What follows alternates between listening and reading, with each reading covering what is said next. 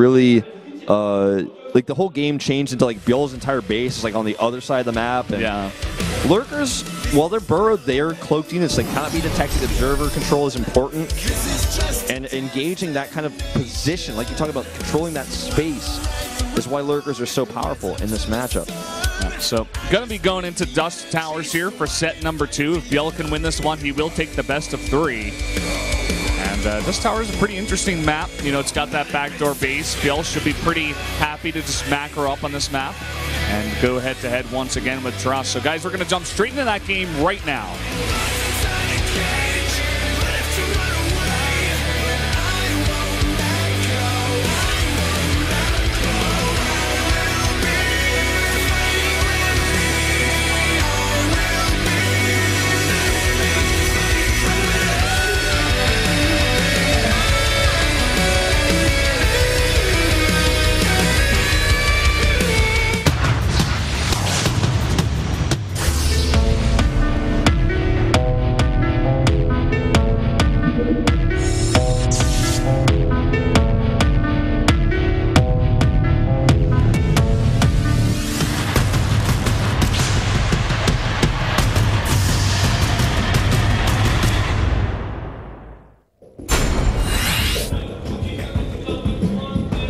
Bjell versus Trust here on Dust Towers. Another really fantastic intro here. Up in the top right, the red Zerg. Of course, it is Bjell.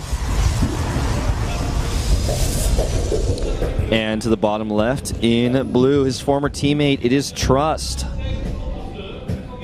And just the tension in this series between these two players that know each other very well is you know, you can kind of feel it. Yeah, I'm glad that you mentioned that, actually. One thing we did not get to mention from the interview is that Bjell said about Trust that Trust is kind of a wonky player, you know, likes to play some pretty wacky strats from time to time. So Bjell was kind of a bit scared of that, I suppose, just wary of it coming into this game. And right off the bat here, we're actually going to have double gateway, it looks like. Yeah, it's going to be 2 gate adepts. Which means we'll probably see 2 threads about this. Yeah. That's usually when you go 2 gate adept equals 2 threads about it on the internet.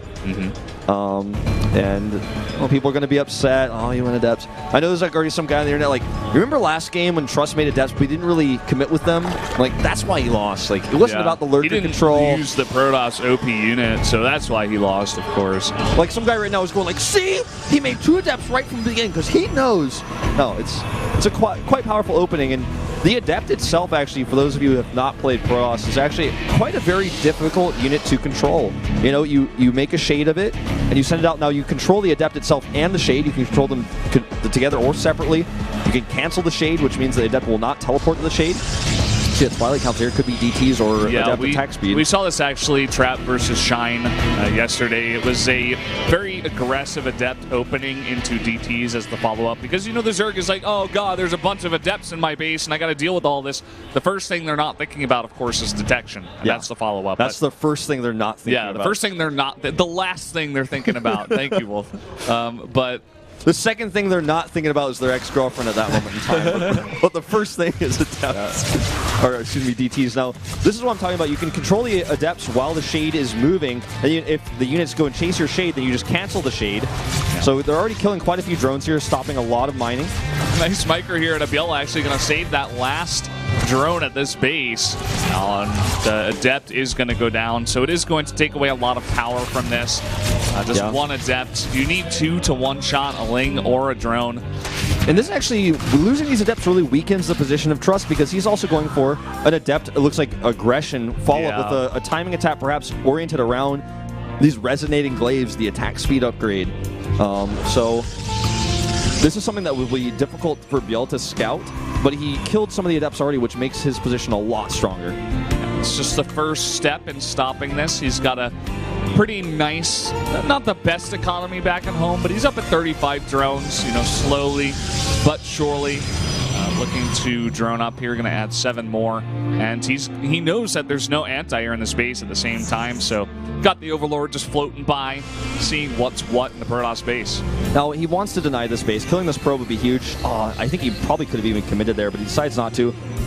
And delaying this base for as long as possible is such a smart idea for Bjorn. That's why he made this many links, and that's why his economy, like you said before, was kind of low, like he was in the 30s for drones, but now he's up to 46.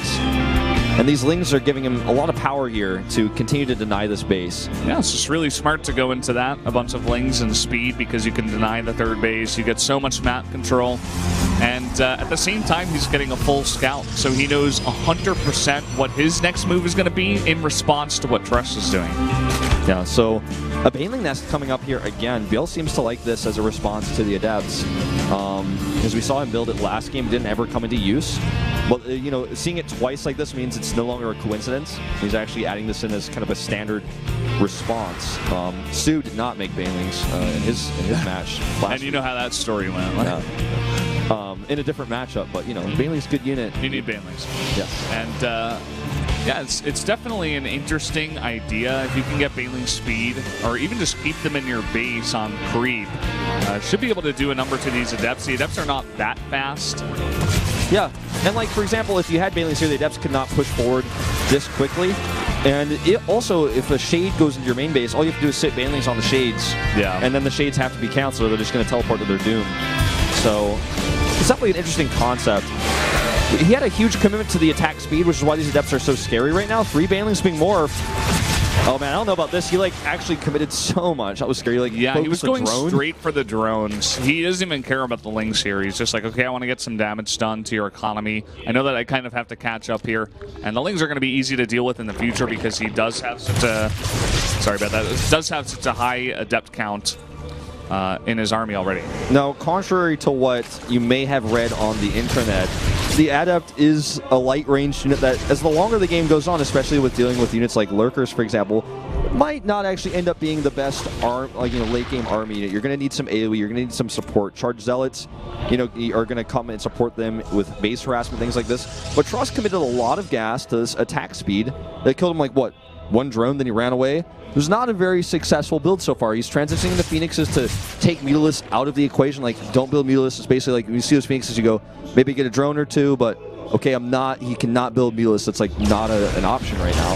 Yeah, and Phoenix Adept is not all that bad against only Hydras that we are seeing coming out only just yet. No Lurker Den coming out just yet. Yeah. So this composition is going to be good for the mid game against Zerg, especially once he does eventually transition into charge, as he is doing now. And the Adepts are always going to be a great unit defensively, too, versus a comp like this, trying to go up the ramp against those ranged units. They can also shade behind, and they could do a lot of harassment if he gets a Prism out, which, as I say this, like the Prism finishes. He is going into a second Robotics, just like we saw last game. Ooh, nice bit of harass here in the main. Nothing to defend this but a Spore Crawler. When you get that many Phoenixes, it's kind of hard to deal with. This harass is going to be shut down, unfortunately, for Biel. Not going to be able to cancel that 4th base, and ooh, we have a Nidus network on the way. Check that out. That's that means Bill really wants to be quite aggressive early on here. Does not want to really mess around. I think he's just going to try to go for what was once called in StarCraft 1 a Lurker drop. But drops are still not that viable, especially versus Phoenixes in this case. So one really important piece of information on this map that I want everyone to think about for a second is, where is he going to Nidus? There's one Overlord to the left of the 3rd base.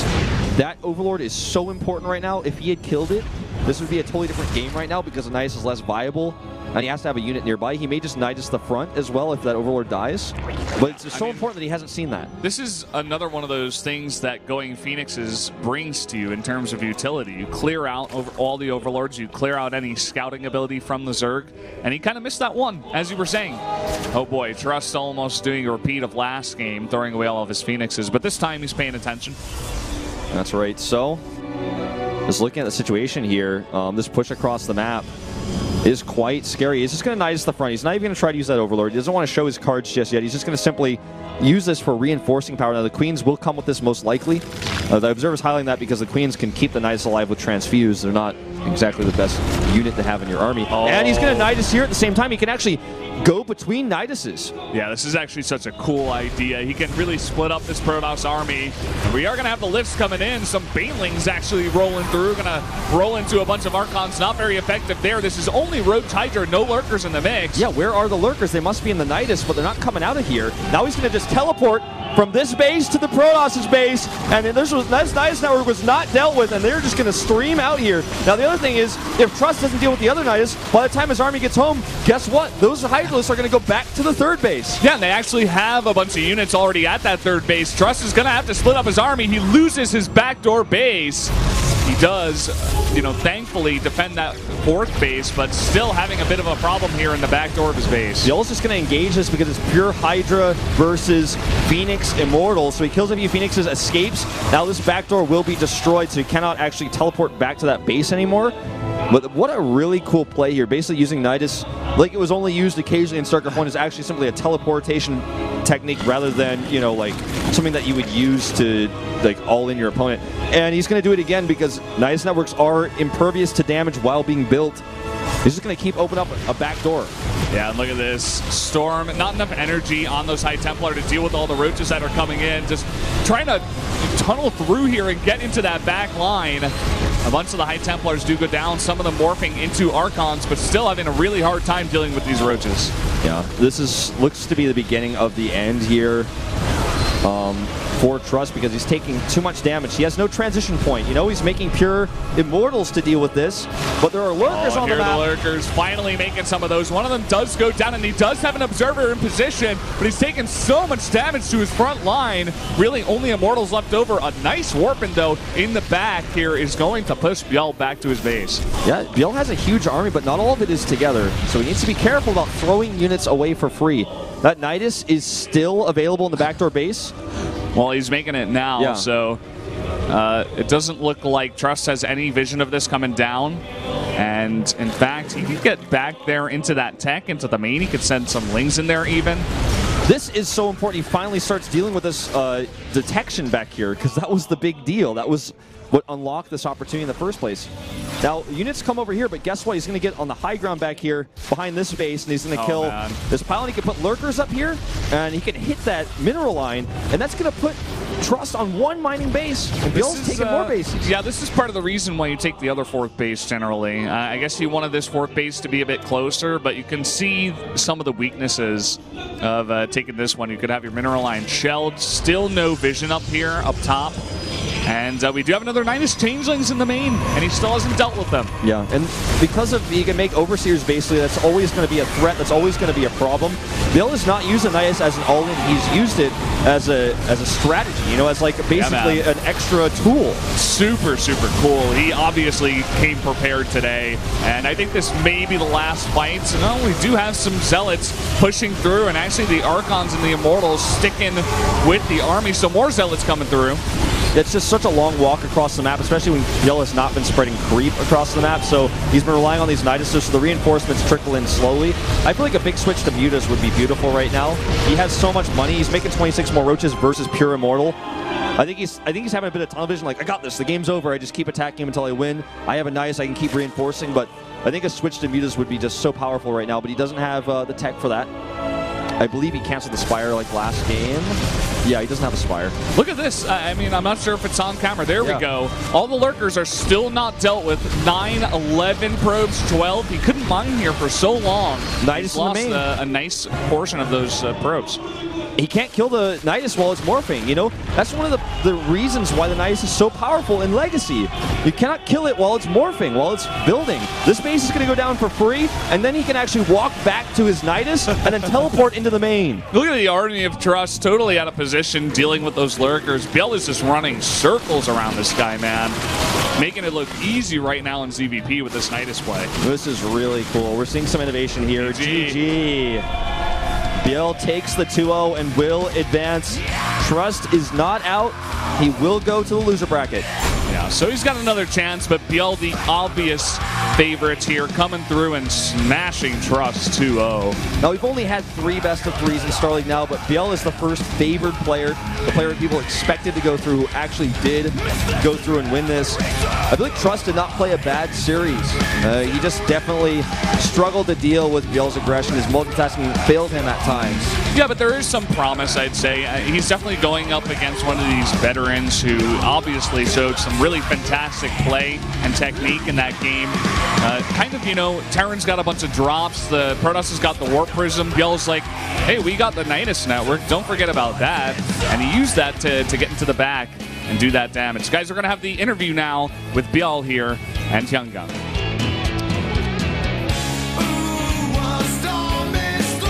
Congratulations. Much clapping ensues.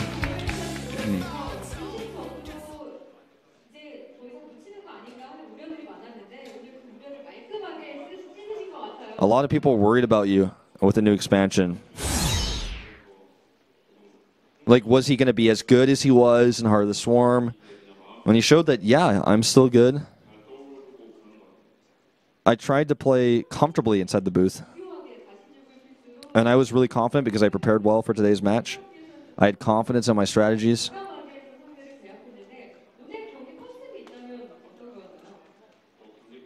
What was your concept for today's match?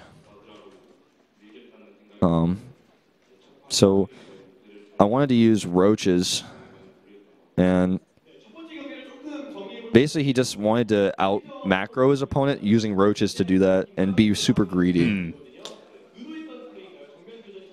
I'm sure we're going to be hearing a little bit more about that Nidus play.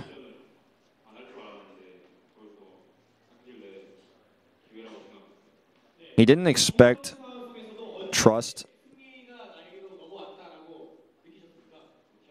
Oh, so he was surprised that Trust actually went for a base trade in the first game. So he's like, that kind of threw him off a little bit. And he was in his most dire position in the whole series at that moment. And he was able to bring it back.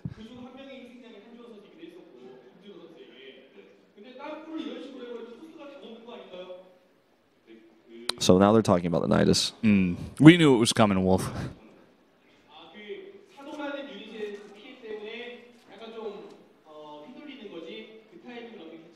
So if you defend against Adepts, when you defend against the Adepts in the early game, then Nidus play can be really, really strong. Nidus. Expressway. That's what it said there. Yeah. So he's basically just saying Nidus is really strong in general, especially if you can defend the Adepts. So basically, like they're saying, like he's like a new railway company. Like he's the Express line. Like we have new rail companies popping up in Korea every now and then with new Express lines. He's like the Nidus line. Yeah, the Nidus line. That's Björl. Like go down to the next arena. To get to the next arena, you take the Björl Nidus line, go out exit 2, and you'll find yourself right in the back of the Protoss You'll base. tunnel out, behind the Korean casters on Don't stage. take exit 6, or you'll end up in the middle of the map where like Björl's reinforcements are coming. Now that you're in the round of 8, who do you want to face? Both players are Zergs, so I don't really care who I face. Interesting. I don't like ZVZ, but there's nothing I can do about it, so... Yeah. Kind of saying like it's probably not his favorite matchup right now. Probably a bit better in the other ones, and they're both good Zergs. How do you like the new format, referring to the announcement yesterday that it was going to be double elimination? I don't think Ragnarok really likes it because he actually won, and Ragnarok, of course, is his teammate.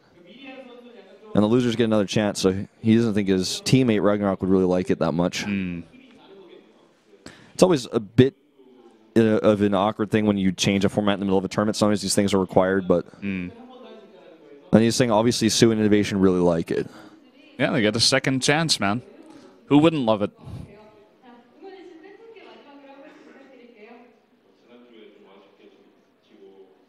Any final comments to your fans? Last week I played a really disappointing match. A lot of my fans were worried about my play.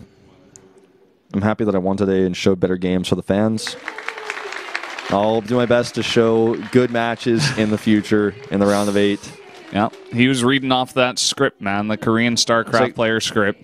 I'm pretty sure like every, like when you learn the Pledge of Allegiance when you're a kid, like I think every Korean player has learned the pledge to the fans, like, I'm sorry for my bad play last time. I will show better games to the fans. See you in the round of 8. Like, yeah, and if they win, they're like, I just want to do better for my fans, and stuff like that. So, guys, we're gonna go into a 10-minute break. When we come back, we'll have the next matchup for you.